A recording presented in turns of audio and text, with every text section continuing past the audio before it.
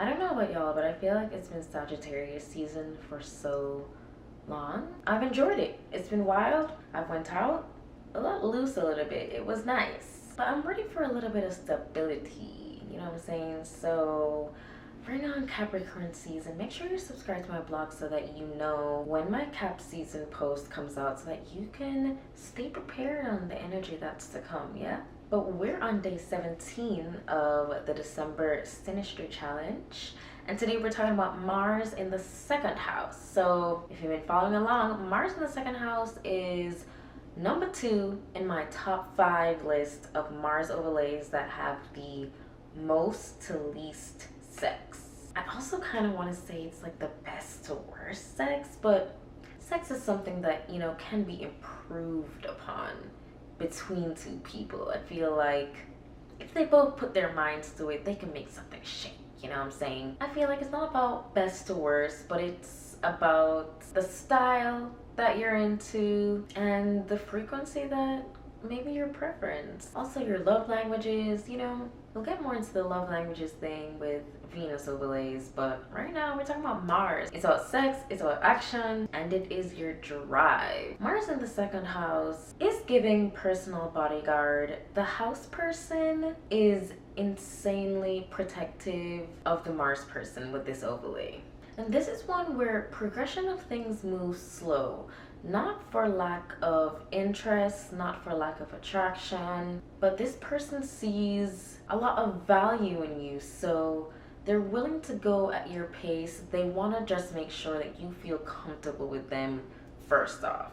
One thing about Mars in second that I really like is that these two spend a lot of time working on developing trust in the initial stages. A lot of these other Mars overlays are very hot and heavy, especially at the beginning, but with this one, I mean, it's still a little hot and heavy in the beginning, but it won't be if that's not what you're into. You know, they're following your lead, and usually it's the house person following the Mars person's lead. Something that goes hand in hand with this building of trust with you guys is something else I really like about the Mars in second overlay, which is this is not a Mars that's gonna come in and do the work for you. They are gonna sit back and see how you handle things.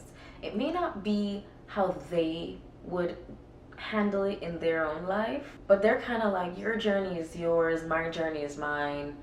They really wouldn't want you to be speaking on theirs, and so they won't speak on yours. But it's not that these people won't give advice, but it's kind of like the speak when spoken to, you know?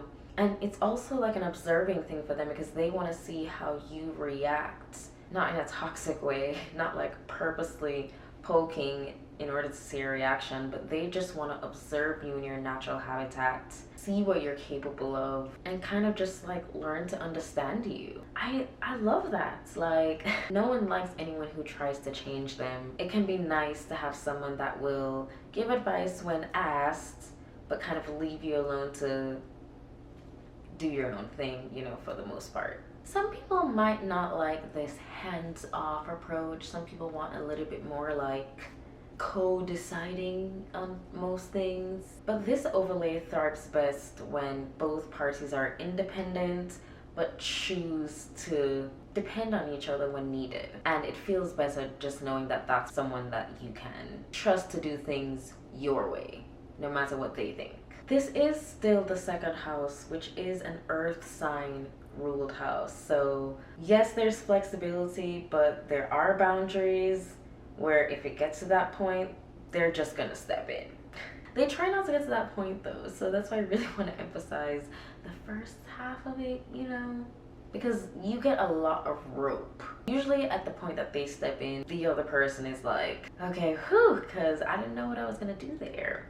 So I've said this before in a couple of the other videos, but the second house is about the body. So it's gonna be very physical between these two. Can't keep your hands off each other. Eye contact, we can leave that for the Mars in first, Mars in fifth, you know.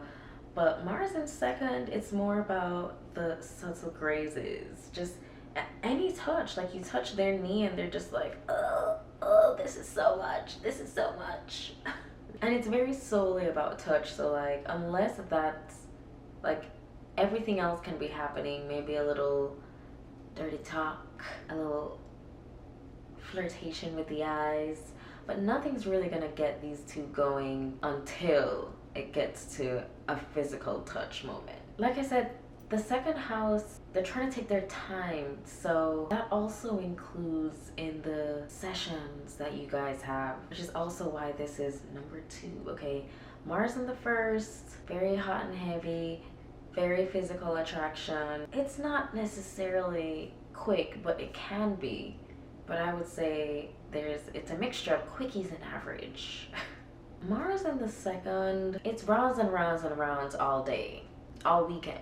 To stop, you guys would probably just need to put on like multiple layers of clothes and just stand at opposite sides of the room and just literally take a breather. But yeah, to you, this person might be, and like, you know, it alternates between the Mars person and the house person, so don't get caught up between like whether I'm talking about the Mars person or the house person. If I have something specific about if I think it's the Mars person or the house person, I'll most likely specify, but if I'm keeping it general, it mostly means that it's gonna alternate between the two people depending on the situation.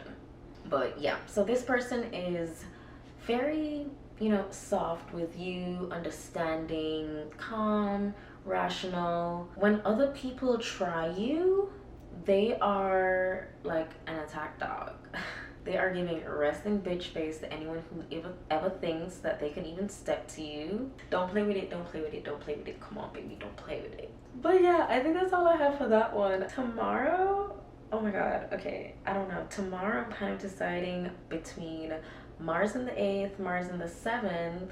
I think that's what I'm deciding between. So check in tomorrow to see which one I post on. Yeah, let me know what you guys think of this one and catch you next one.